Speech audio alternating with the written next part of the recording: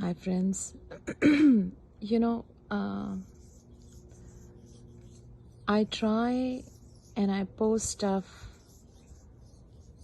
not to upset anybody, but for us to understand each other. It's very important to be in each other's shoes to understand how we feel and what's going on. And that's why I call upon all my secular friends, all Hindus, Muslims, Christians, all, that it's time we come together and fight against hate, division, and dirty politics. It's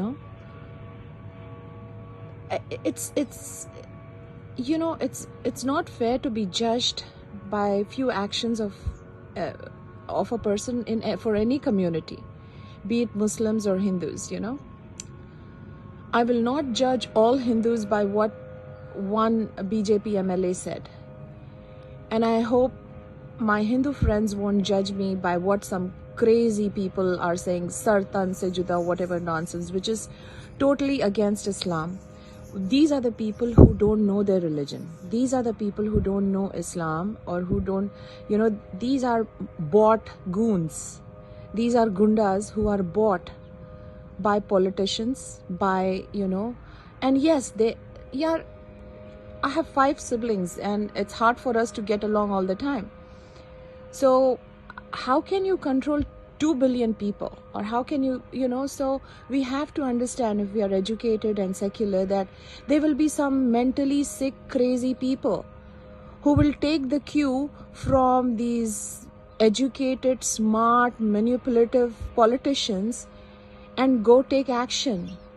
And some are paid by the opposition parties to create dangas, But I request, stop blaming me for what Akbar did. Okay? 800 years ago, and he was not, he survived 800 years, na? There was, I don't want to get into that. Why I do what I do is I want a better world for our children.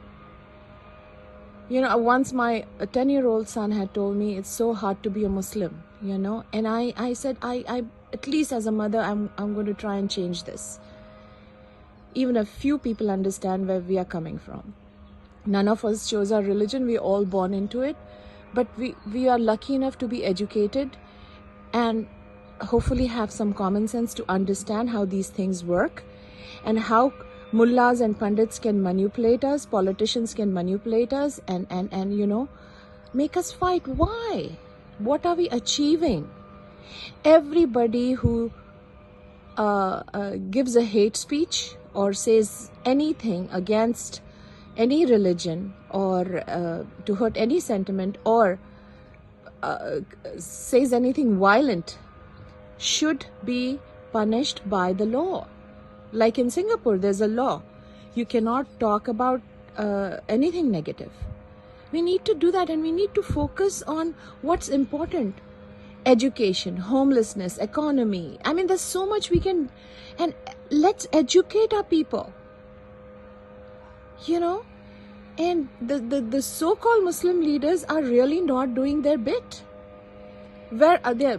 Or any good leader is not doing their bit. They're not educating their people. There should be free education. Free education. People are struggling to study. Why are we doing this? And why are we bringing the hate in America?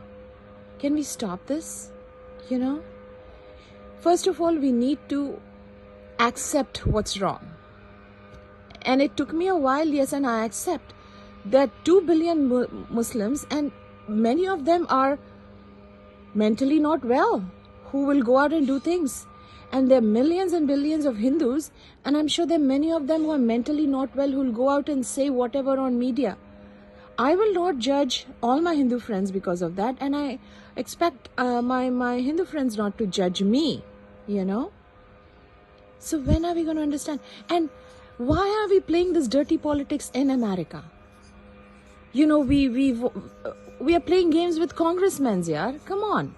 A congressman belongs to everybody. Just because that congressman was born in America but from an Indian origin doesn't mean that he belongs to just us Indians. He belongs to everybody, his constituency. And there will be Arabs, Afghanistanis, Chinese, Japanese, Indians, Pakistanis, everyone. Why are we dividing each other? Why are we paying people to run for office so we have more of our people? Why? This needs to stop. And we need to understand each other. And we need to be brave enough to say when someone's doing a wrong, even if it's our community, And I just went to Norway and I saw it's so beautiful, so peaceful. All the buses are electric buses, and there is the roads are clean. There